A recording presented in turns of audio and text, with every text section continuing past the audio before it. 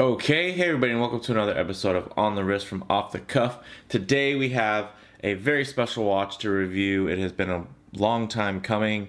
It is, of course, my latest Seiko mod from Artifice Horoworks.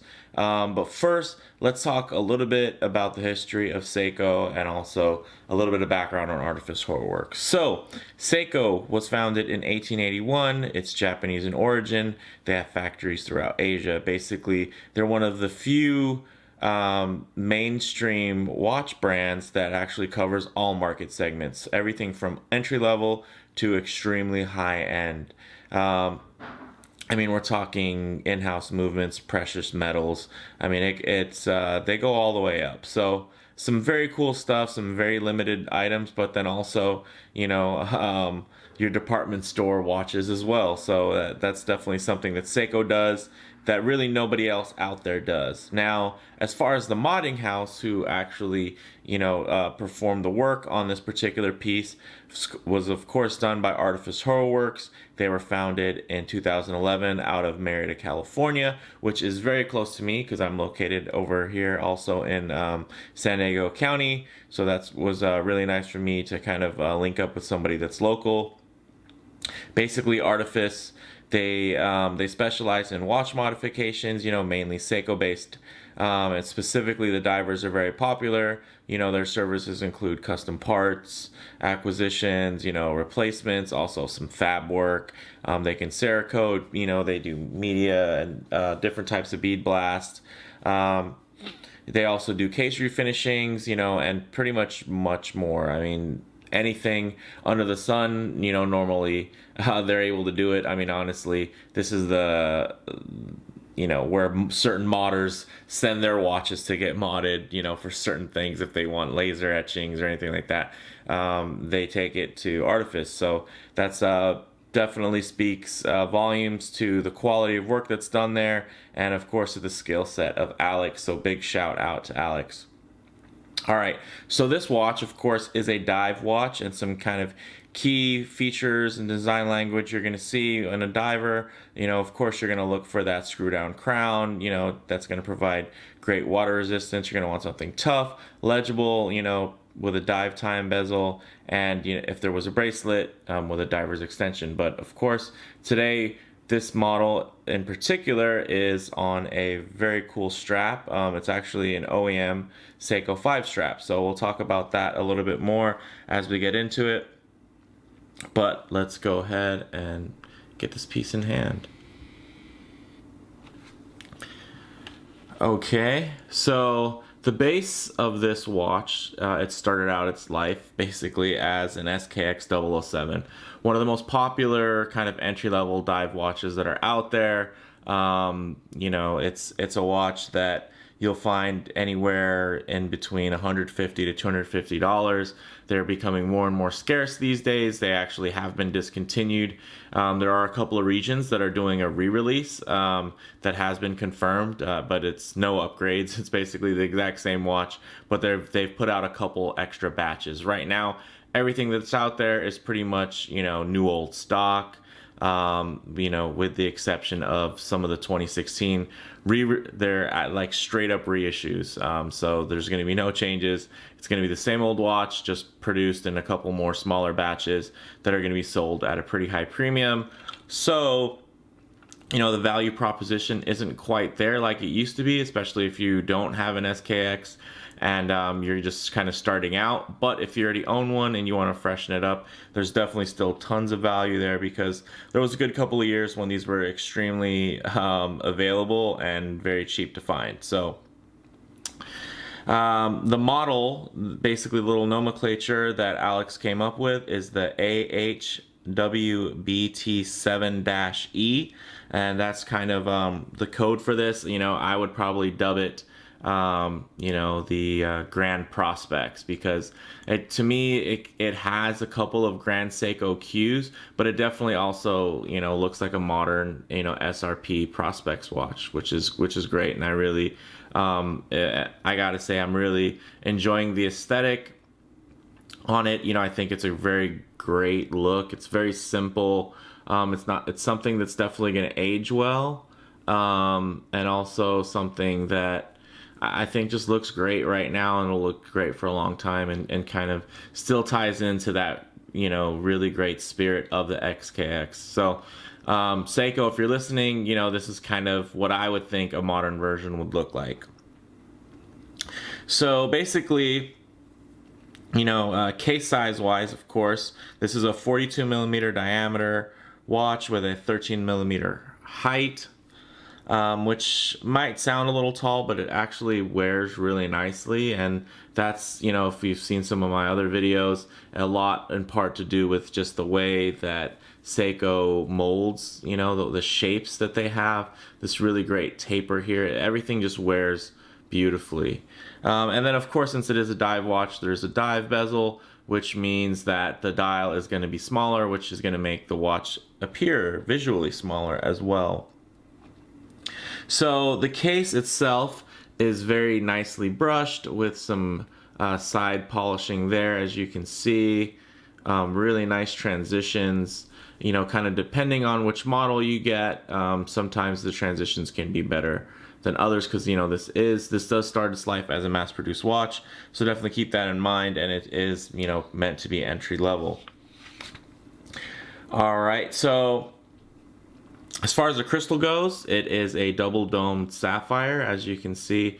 Nice little bubble there, and because it is double domed, that means the dome is underneath the crystal as well as on top, so that really helps with legibility, so there's not the distortion, which I'm not, you know, hugely against distortion, but as far as functionality goes, it's definitely nice to kind of avoid it. And, you know, when you're actually underwater, it really helps with the clarity. So nice touch there.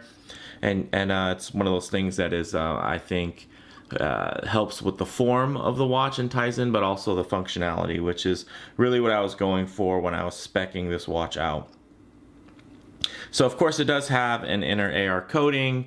You know, if you're familiar with the stock SKX, it has, you know, basically just Seiko's proprietary Hardlex crystal, which is just kind of their own kind of patented hardened mineral crystal. So this is a bit of an upgrade, which, you know, I think definitely ties into kind of that ultimate spec idea. The bezel is actually started out as a baby tuna style bezel, an aftermarket one that was modified to fit the SKX case. It's actually only 60 clicks, but it's a very clean 60 clicks, and the grip is really, really nice. A lot better than the stock SKX bezel, you know, to me, and even, you know, a lot grippier than a lot of the aftermarket coin edge grips. So it's really nice. I gotta say, I'm a big fan of it. I was not disappointed that it was 60 clicks, you know, besides maybe for a little bit of uniformity's sake, because pretty much most of my other divers have 120 click bezels. But if you're gonna have a 60 click bezel, you know, it's nice when it's done right. And I gotta say, Alex, you know, kind of custom fabbing this particular bezel to fit really worked out.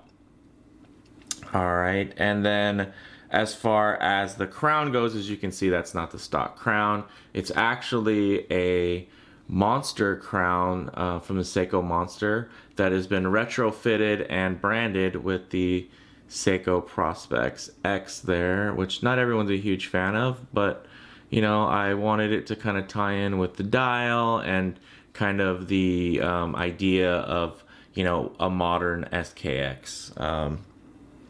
So I think it turned out really great with that custom laser etching. As you can see, looks fantastic.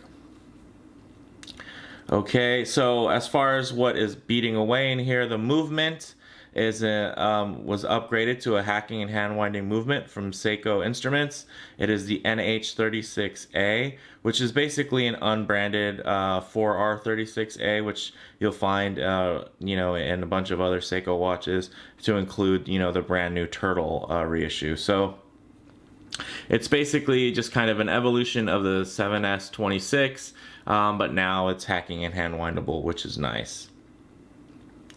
As far as the case back goes, this is something since the last, you know, Artifice mod you saw, that since then, of course, keeping on trend and really staying ahead of the game here, Alex has come out with a very, very nice, completely custom case back.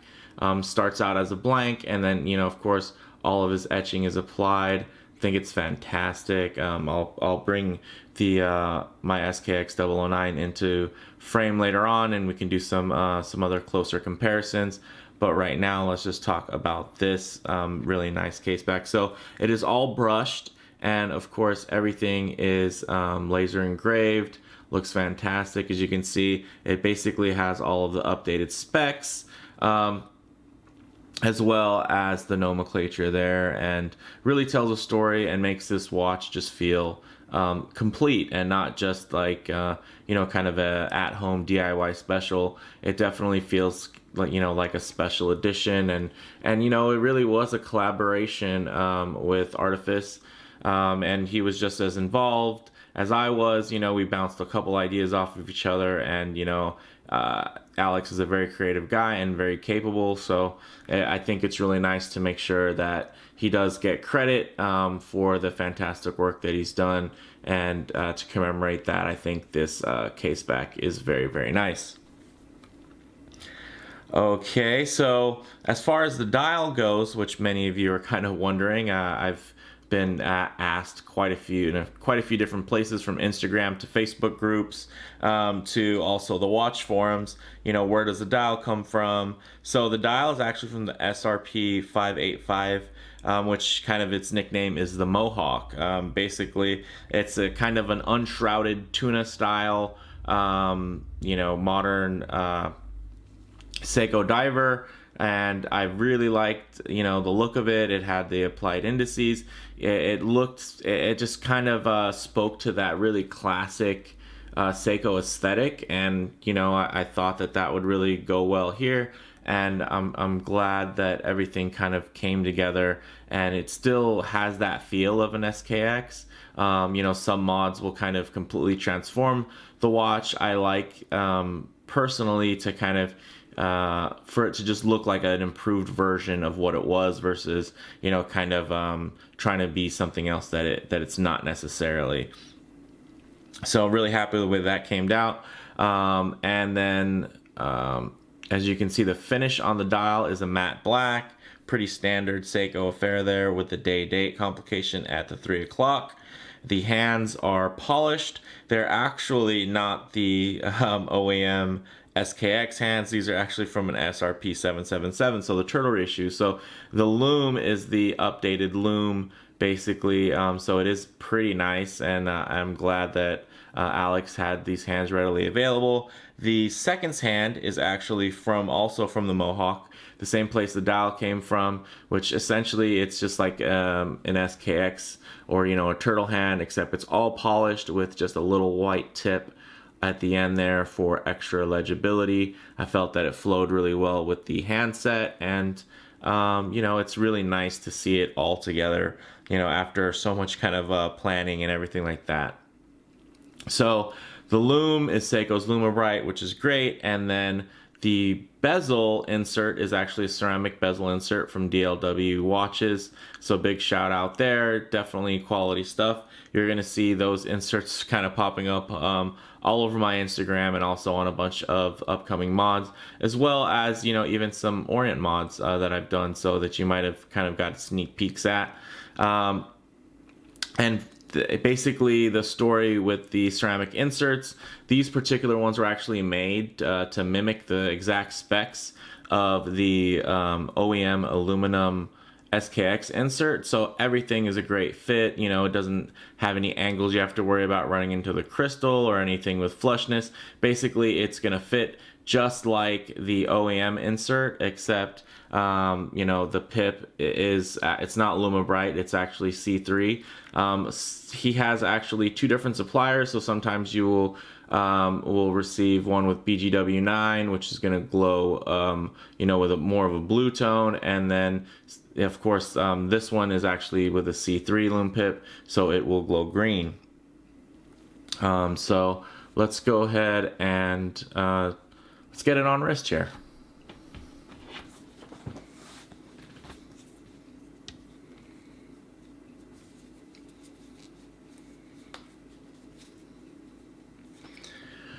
Okay, so as you can see, you know, wears really well, just like you would expect. Kind of legendary SKX. It's just wears really well. It does, you know, although it's a 42 millimeter case, it really doesn't wear that way. Honestly, it almost feels a little bit small. This is a really great strap. It's you know, it has 22 millimeter lug width, and it's actually from the Seiko 5 SRP 555, so the 555. There's a couple other models that have it, but that was kind of the easiest reference. Basically, it's a, you know, OEM Seiko rubber strap.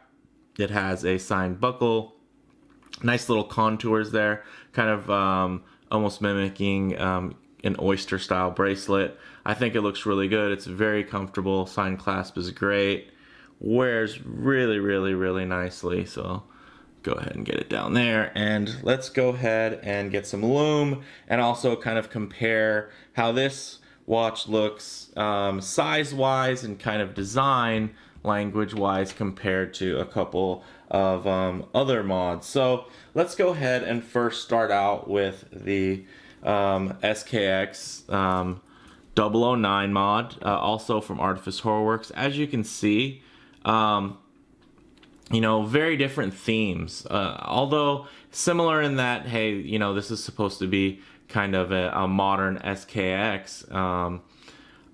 Basically two different directions. This is a little bit more on the classier side, you know, on the dress diver side of what you've seen from some Seiko divers, and this is a little bit more on the aggressive kind of tool watch side. So you know, of course they do have the modern amenities, you know, applied indices, really nice bezel upgrades, better grip, you know, and of course this one here has the great Marine Master clasp. As you can see, that great ratcheting clasp, solid oyster.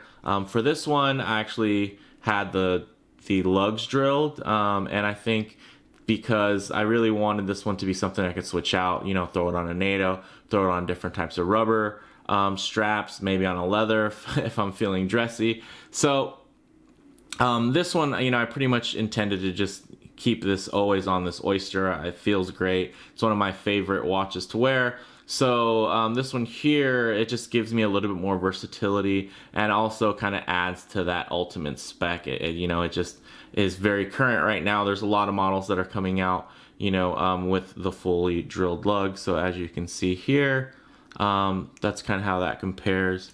And let's go ahead and just leave that guy here.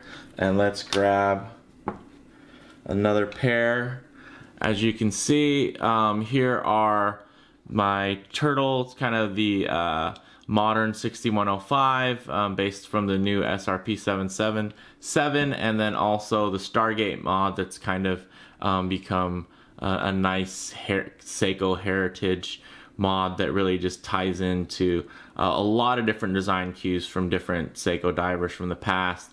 And I think it looks really great. And kind of, as you can see here, put them all together, there's definitely a family resemblance, and I think that can really be appreciated. So it's really nice to finally have these all together in one video. So, you know, that's really great. I think these look fantastic. Let's actually zoom out a little bit more, and let's see, let's add the 009 mod here. And let's do a quick Lume comparison. Let me get the black light, just make sure these are well represented by having them nice and charged for the video.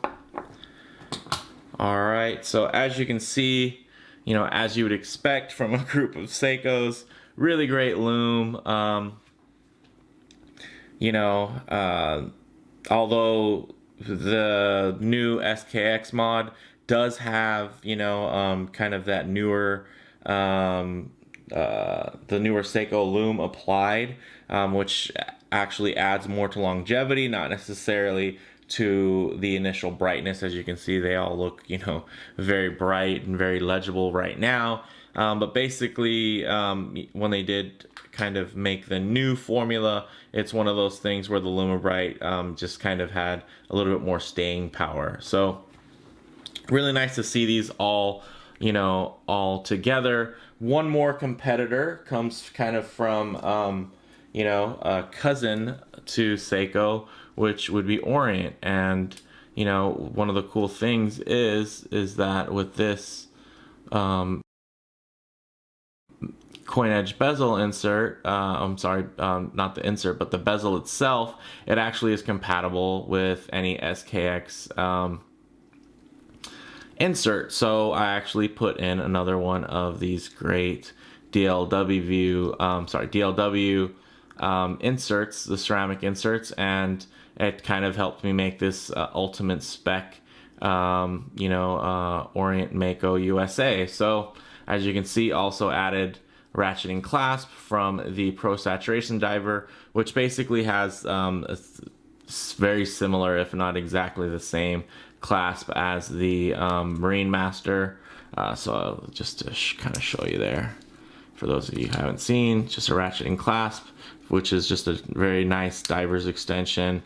And this is kind of the new value proposition. So as 007s, just SKXs in general are becoming more and more scarce.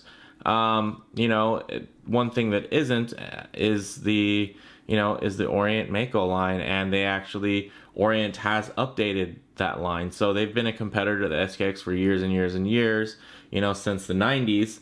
And basically, now there are variants. There's the Mako 2 and the Ray 2, which do have updated movements, which now still have the silhouette of a watch that, wears like an SKX. But they're updated, similar to the SRP Turtle reissues, where they have those updated specs. Especially the USA model has drilled lugs, sapphire crystal. So there's definitely a lot of bang per buck that you'll find in an Orient. Very similar quality, very similar accuracy, movement, lineage, everything. Orient is kind of they have a little bit of an X factor. They're kind of a wild card player because not everybody knows about Orient, so it's kind of a conversation piece, which is really nice. So I just wanted to give you an opportunity to kind of see the same bezel, in two different watches. We can pull a little who wore it best. Go ahead and post in the comments below. Let me know what you guys think as far as looks wise. Which one, where do you feel that this bezel was a little bit more at home at? So let's go ahead and pull these guys all out of frame here, and let's get back to focusing on this great 007 mod and kind of get closing thoughts on it. Okay. So this one definitely gets a lot of requests, so I'll give it a little extra screen time just so you can see in its current spec here. Very similar specs, basically, the same idea, sapphire, bracelet or strap upgrade, signed crown, same movement upgrade using the NH36A, different handset, different dial, really stepping it up. Now the Patty Turtle has become very popular, so it's kind of cool to beat Seiko to the punch on a Sunray dial on a Pepsi combination. So let's go ahead and pull that out as well, and let's just take a closer look at this beast here. Okay, so all right, on the wrist, of course, it wears like an SKX, which they're very famous for wearing really well, and they're wearing a little bit smaller than kind of the specs allude to, and that's kind of a common theme for Seiko in general. So you're still going to get all those great attributes, with a mod. It's still going to have everything you loved about an SKX. It's all retained, but you know, you kind of get to personalize it with your own style, which is great because I'm definitely a believer in kind of making things your own. Now, comparable models, of course, yes, for this amount of money, you could get a Sumo. You could also, you know, probably find a nice titanium Shogun. So there's definitely other options there, even within the Seiko range. But, you know, of course, if you're looking for something in this size, you're not going to find that anywhere else because basically all the modern Seiko divers have only gotten larger. Even the reissue of the turtle is slightly larger than the previous turtle, you know, from the original version. So that's something to keep in mind. Basically, you know, the bottom line is this particular outing for this mod, you know, it's my version of the perfect SKX007, you know, and yes, it's a little bit pricey. If you guys saw in my other video, there's links to, you know, how much it costs for the 009 now up at Artifice Horoworks. This mod costed very similar, so just to kind of give you an idea, that's in that ballpark. So I'll leave some links down below to Instagrams if you guys want to check out some more pictures or anything like that. And, you know, let me know what you guys think. I actually do plan on kind of doing an overall, you know, kind of wristwatch talk episode where I'm going to just talk about watch mods in general and kind of their place in any collection, and you know, kind of my thoughts, because it's something that does come up very often, and I'm very interested, you know, in you know, custom mods, as well as, you know, of course, I'm a big fan of micro brands and kind of you know, even some of the more mainstream stuff, you know, in the mid-tier range, I'm a big fan of. I know there's a lot of people who kind of steer clear of mid-tier, but for me, it's kind of a sweet spot. There's a lot of good stuff there. You know, if you look at my affordable Blue Swiss divers episode, I think, you know, right there in that kind of $1,000 range, there's just so much good stuff that's out there that's really well spec'd. You know, you really can't go wrong. But one of the things that those watches don't have is an in-house, you know, an in-house movement at that price range. But that's something you can get with a Japanese watch. So for me, that's something that kind of just adds a little bit of that special value proposition, that kind of, even when you're modding, you can still have components that are, you know, from Seiko. So I just think that's really cool. It's something that I can appreciate as a watch lover, and it's just something that I really enjoy. So let me know what you guys think. If you like the video, please hit like. If you haven't already, go ahead and subscribe. I know this is a long one. Thanks for hanging in there, and please, you know, go ahead and leave some comments, because it's I do read them, and it's very interesting to kind of see what goes down in the comments. So I'll talk to you guys again later. Thanks. Bye.